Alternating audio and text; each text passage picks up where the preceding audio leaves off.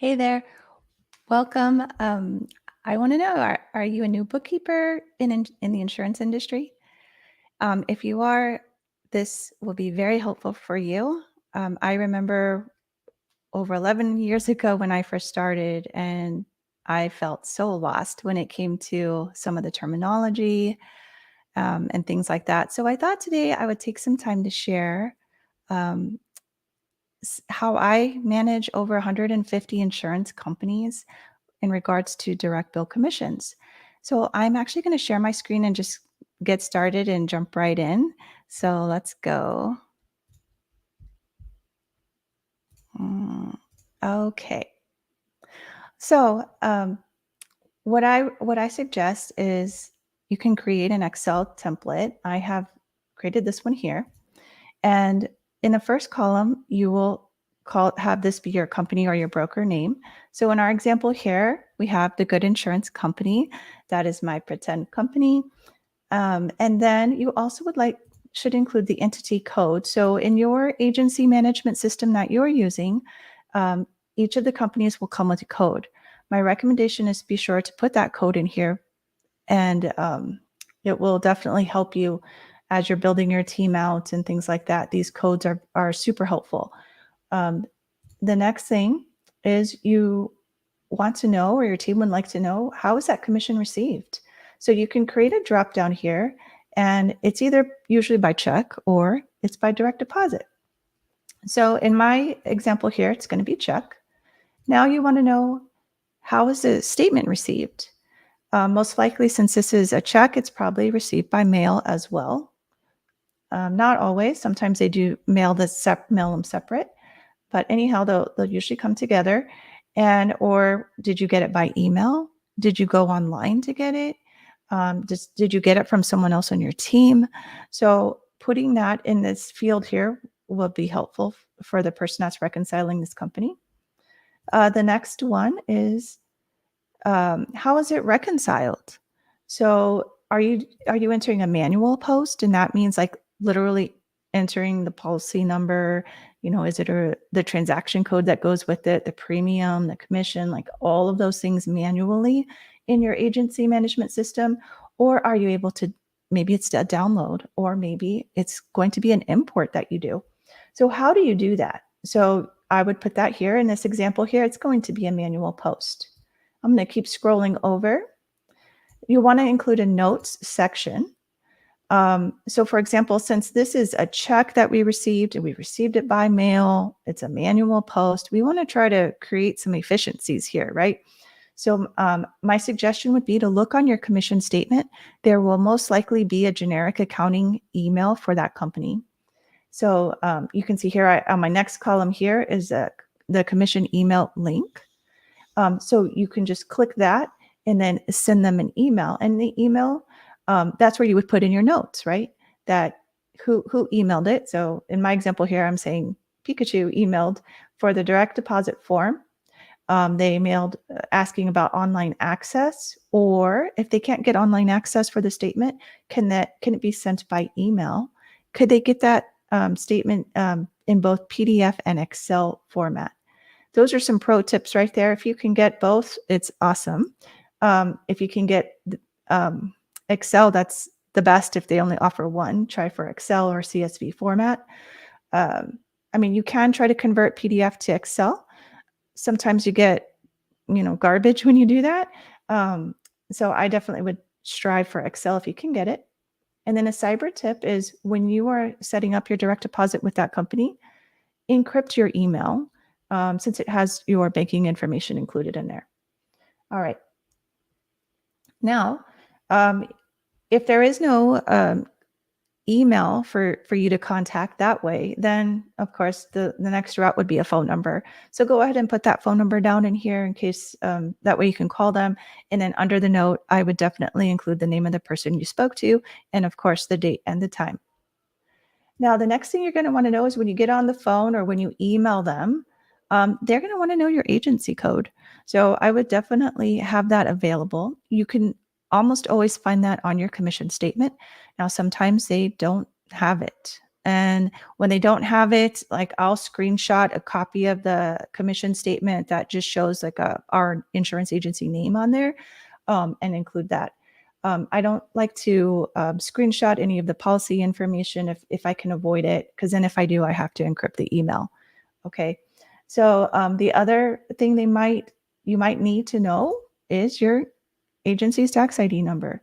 They might ask you that. So it's best to just have all this information right here, ready to go. So you're not having to look for it. Now, this right here, who manages it? That means on your team, maybe you have a quite a big team, and you want to know, well, who's going to manage this particular company? So you can click on your different options here. And by the way, if you don't know how to create a list like this, it's actually fairly easy. You can come down here, you create a data tab. That's what I have down here. And for each of those columns, I've selected like what are the different options to select. So how to make that actually come alive on your form here is, let's see, I don't have one on here, so I can just pretend. You click on this. This is where you would want your item to select. You go up to the data tab up here. Then you come over here to this little image. It's called data validation. It's under the data tools. Click on that. Then right here where it says allow, you can click on list. Then right here for source, that's when you're going to go to your data tab. And then you pick whatever that source is. So I can highlight that. And you see that it put the data here that I want to capture, and then hit OK. Now watch here, when I come now to this one, this is the one I added it to, you can see now that there's this little drop down available, and then I can pick. I obviously don't need a data tab for this one, but I wanted to show you how I did that in case you wanted to know. That also helps with efficiencies and things like that. And then if you want to remove it, all I need to do is go back to that same tab I started, go to data validation, and just hit clear all, hit OK. And now you see that I removed that list. So it's pretty simple to use. Now, on these last three columns here, if you don't use a password manager, and I highly recommend a password manager to manage all of your logins, then you can add it here. But I also would highly recommend that you password protect your worksheet or your workbook. So you would want to put the site here to the company's website. So you can see here, I got goodinsurance.com. I can quickly click that link, and then I can copy and paste the username and password. Now, again, I highly recommend a password manager. If you don't know how to password protect your sheets, you can go up to review. And then right here gives you your options to protect your workbook or your worksheet. Might as well just do the whole workbook. You can enter your password here. Make sure whatever you enter, you write it down somewhere else or keep it handy, because if you forget, then you're going to lose all the data that you build in this workbook for your team. So just want to make sure and point that out to you. And also for your team, you may not want to be sharing username and passwords for all of your team. You may need to have one for each team member. Depends. You need to speak with your IT team to figure out the best way to manage that for your company. Now, notice here, you see this top row. These are my titles to all my columns. Now watch this. If I scroll down, you see how it disappears. So now I don't know, like, what in the world did I fill in all of these columns? So a quick tip for you would be to freeze that top row. So to do that, you would just highlight the top row, and then you go to view, and you go to freeze panes and freeze your top row. So now when I scroll down, I'm going to carry that information with me so that it's easy for me. Now, another pro tip is I just gave you how you can build your own worksheet to manage all of your direct bill statements. But what you can do is, if you are keeping your agency management system updated on your direct bill reconciliations, the example I'm going to give here is I work in the system called Applied Epic. So you can go into Applied Epic to the direct bill reconciliations, to your finalized reconciliations, and clear your filter, and then do a search for date entered within range do November 1 through November 30th, hit find, and then you're going to see every single reconciliation you completed for that month. From there, you can print to CSV. There's a little printer to the left there that you will find. You could print to CSV, save it as an Excel, and then that will populate all of your company names, all of your entity codes. You'll know how it was received. Whether it was posted by someone on your team, it'll have their name, or it's going to have download. So that would get this information for you in column E. So then you don't have to fill out all of these columns, right? All the information, because it will be done for you for a lot of them. So I hope that was helpful.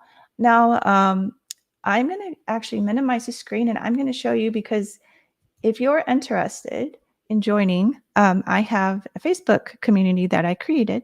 It's called Insurance Bookkeeping with Tracking Transactions. I would love it if you would request to join. There's some questions I have you that I do ask before you join. So if you'd like to join, come and learn with me in this community. If you scroll down here, you have your traditional discussion feed, what you can see here, like you would see on any, your normal Facebook page. But I do have a welcome video featured at the top here. Once you become a member, come in. I'll give you a tour of everything you can find in this community. I do have it organized. It's organized by the tips that I'm sharing. So I'll show you that in just a second. But while I'm here on this page here, I jumped right into this to direct bill. And if you are new to insurance bookkeeping, that might still be confusing to you. So if you join my Facebook group, then you can have access to look at this video here. This is the foundational piece of insurance bookkeeping. It's learning agency bill and direct bill bookkeeping. The video is about 30 minutes long. And it talks about return premium, return commission. So if all of that is sounding a little bit foreign to you, then I suggest you take a look at this video. I even created pretend invoices and statements so you can have an idea of what you're going to be looking at when you see these come across your desk. Or maybe we're in a digital world here, across your computer screen, so you can see what they look like. All right. And they are just all examples. Now I'm going to take you back to the top, because I still want to give you a quick little tour, even though I do that when you join, but this will just be a quick one. Oops, let me scroll back down. Missing. Oh, here we are. Okay.